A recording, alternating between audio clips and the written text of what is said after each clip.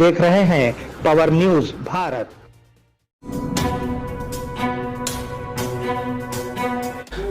नाजरीन आदाब व इस्तकबाल, पावर न्यूज़ भारत से मैं आमिर जमाल। चलिए नज़र डालते हैं 8 अगस्त 2024 की अहम सुर्खियों पर। हुकूमत ने अपोजिशन के मुतालबे को कबूल किया। बीजेपी एमपी कंगना रनावत ने कांग्रेस को निशाना बनाया। केजरीवाल मजीद कुछ दिन जेल में रहेंगे। बांग्लादेश में अक़लियतों का तहफ़्फ़ुज़ किया जाए, रुकने पार्लियामेंट असदुद्दीन ओवैसी। हुकूमती मुहिम साफ सुथरा हरा भरा के तहत बोधन के वार्ड नंबर 12 में सफाई के काम का आगाज़। नाजरीन अब खबरों की तफसील। हुकूमत ने अपोजिशन के मुतालबे को कबूल किया। अपोजिशन के मुतालबे को कबूल करते हुए मरकज़ी हुकूमत ने सेंट्रल वक्फ एक्ट तरमीमी बिल को मुश्तरका पार्लिमानी कमेटी को भेजने पर रजामंदी जाहिर की है। भारत के इत्तेहाद में शामिल इत्तेहादियों ने इस बिल की शदीद मुखालिफत की, जिसे हुकूमत ने आज लोकसभा में पेश किया था। मरकज़ी वज़ीर रिजिजू ने हुकूमत के इरादों की वजाहत करने की कोशिश की, लेकिन अपोजिशन पीछे नहीं हटी। इसीलिए मरकज़ ने उसे जेपीसी में भेजने का फैसला किया है। बीजेपी एमपी कंगना रनावत ने कांग्रेस को निशाना बनाया। बीजेपी एमपी कंगना रनावत ने कांग्रेस पर तंज करते हुए कहा कि हिमाचल प्रदेश में पिछले 10 सालों में जितनी तरक्की हुई है आज़ादी के बाद कभी नहीं हुई। पिछले 10 सालों में AMS, IIT और IIM जैसे बाविकार इदारे नरेंद्र मोदी की क़ियादत में दिए गए हैं। उन्होंने कहा कि कई सुरंगों की तामीर हो चुकी है और दुनिया की सबसे बड़ी 9 किलोमीटर लंबी अटल सुरंग उसकी एक मिसाल है। केजरीवाल मज़ीद कुछ दिनों जेल में रहेंगे। राउस अयोनियों की अदालत ने दिल्ली के वज़ीर आला अरविंद केजरीवाल की अदालती तहवील में तौसी कर दी, जिन्हें CBI की तरफ से शराब घोटाला केस के सिलसिले में दर्ज मुकदमे में गिरफ्तार किया गया था। वो इस महीने की 20 तारीख तक तिहाड़ जेल में रहेंगे। उसके साथ ही उनकी हिरासत ख़त्म होगी और CBI हुक्काम ने केजरीवाल को अमली तौर पर अदालत में पेश किया। बांग्लादेश में अक़लियतों का तहफ़्फ़ुज़ किया जाए, रुकने पार्लियामेंट असदुद्दीन ओवैसी।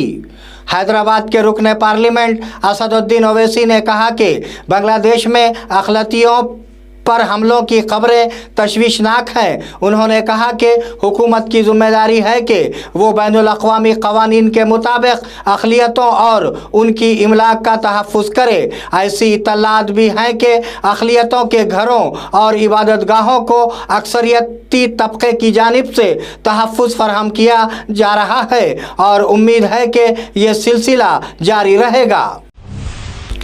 हुकूमती मुहिम साफ सुथरा हरा भरा के तहत बोधन के वार्ड नंबर 12 में सफाई के काम का आगाज़। हुकूमत तेलंगाना की जानिब से जारी करदा मुहिम साफ सुथरा हरा भरा के तहत आज बोधन के वार्ड नंबर 12 में महकूमे बल्दिया के ओहदेदारान ने वार्ड नंबर 12 के कौंसलर अलीम रज़ा की ज़ेर निगरानी में साफ सुथराई के काम का आगाज़ किया। इस मौके पर कौंसलर अलीम रज़ा ने बताया कि ये मुहिम एक बेहतरीन मुहिम है। उन्होंने बल्दिया से मुतालबा किया कि इस मुहिम को हमेशा जारी रखना चाहिए ताकि बोधन को एक साफ़ सुथरा शहर बना सके। के अंदर ये प्रोग्राम अल्हम्दुलिल्लाह बहुत अच्छा जैसो रहा और साफ़ सफाई का जैसो आज म्यूनसिपल कमिश्नर के तरफ से जो हमारे पास लेबर्स वगैरह भिजा के जो साफ़ सफाई का जो नज़म करे, आज बहुत कामयाब प्रोग्राम करे आज। अल्लाह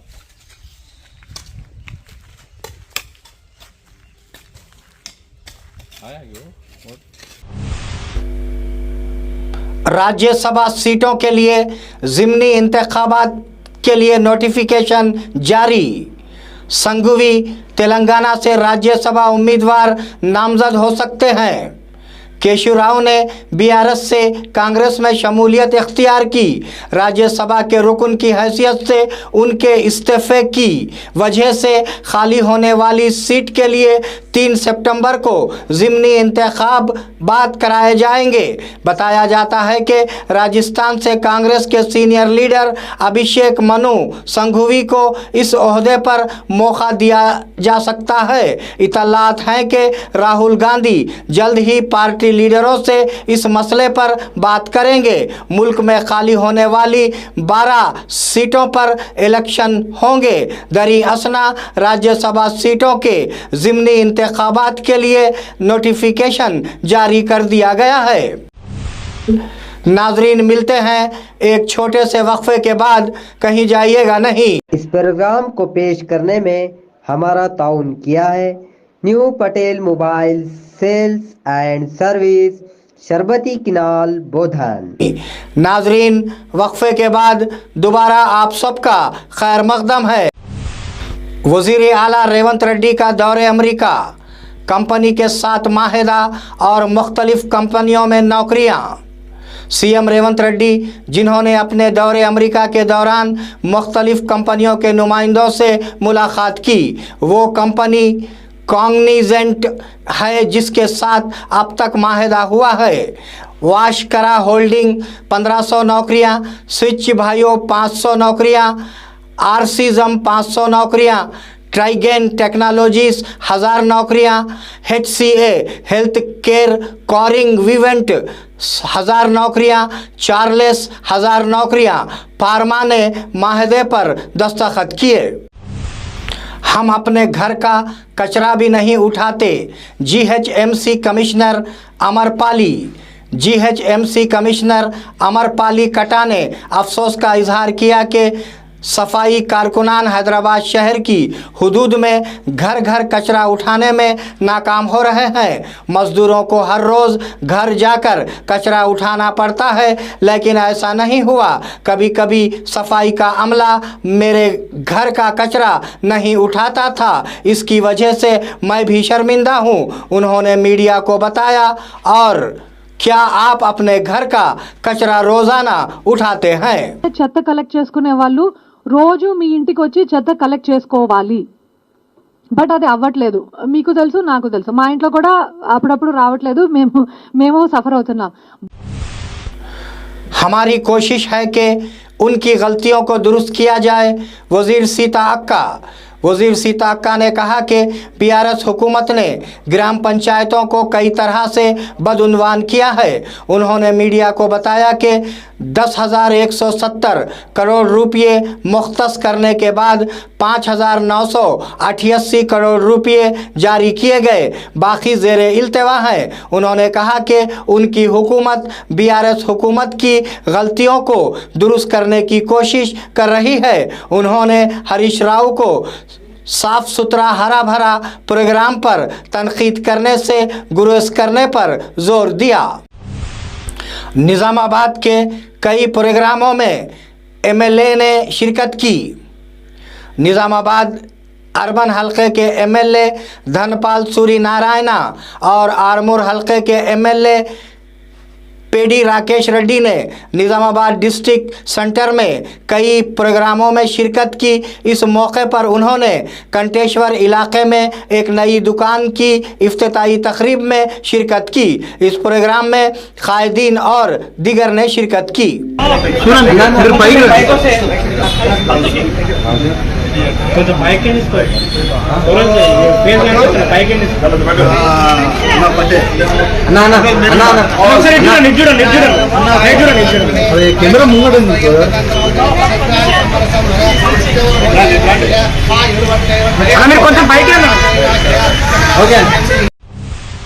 निज़ामाबाद कलेक्टर का यूम आज़ादी की तकरीबात के इंतज़ामात का जायज़ा।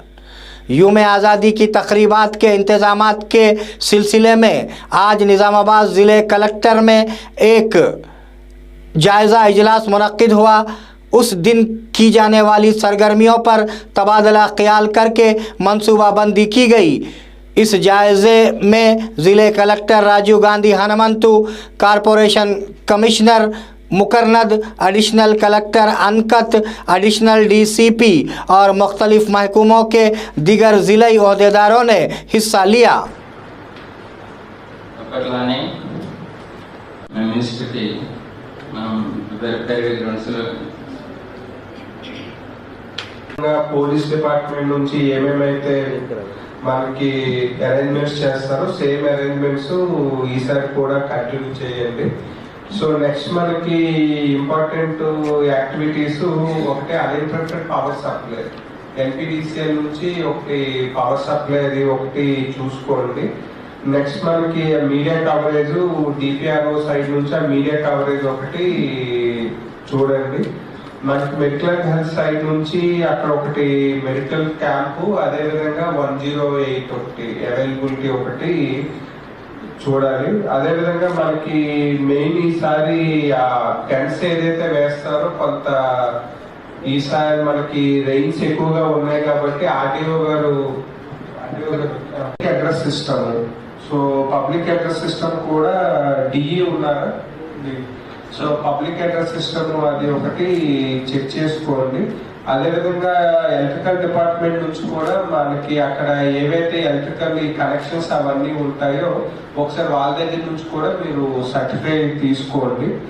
సో ఎడ్యుకేషన్ డిపార్ట్మెంట్ నుంచి ఎడ్యుకేషన్ ఉన్నారా, కల్చరల్ ప్రోగ్రామ్స్ ప్లాన్ చేయండి. So 5 minutes to each. So decoration అది ఆర్టీఓ గారు హార్టికల్చర్ డిపార్ట్మెంట్స్ అది చూసుకోండి. సో మెయిన్ మనకి ఈ సర్టిఫికేట్స్ ఏవైతే ఉన్నాయో సర్టిఫికేట్స్ అన్ని కూడా కొంత బై మండేకి లాస్ట్ మినిట్ లో పంపించడము, సో 14th నైట్ 10 o'clock की पंपड़। नवी पेट में गांजा बेचने वाला शख्स गिरफ्तार। एक्साइज इन्फोर्समेंट के अहलकारों ने आज छापा मारकर नवी पेट मंडल सेंटर के रेलवे स्टेशन इलाके में सैयद रफ़ीक नामी शख्स को ठोस इतला की बुनियाद पर गिरफ्तार किया कि वो गांजा फरोख्त कर रहा था। उन्होंने बताया कि 500 ग्राम गांजा जब्त किया गया है।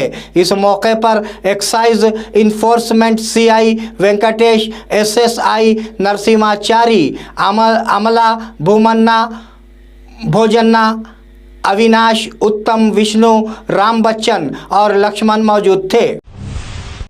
नाजरीन, ये थे 8 अगस्त 2024 की अहम खबरें। आप जुड़े रहिए पावर न्यूज़ भारत के साथ।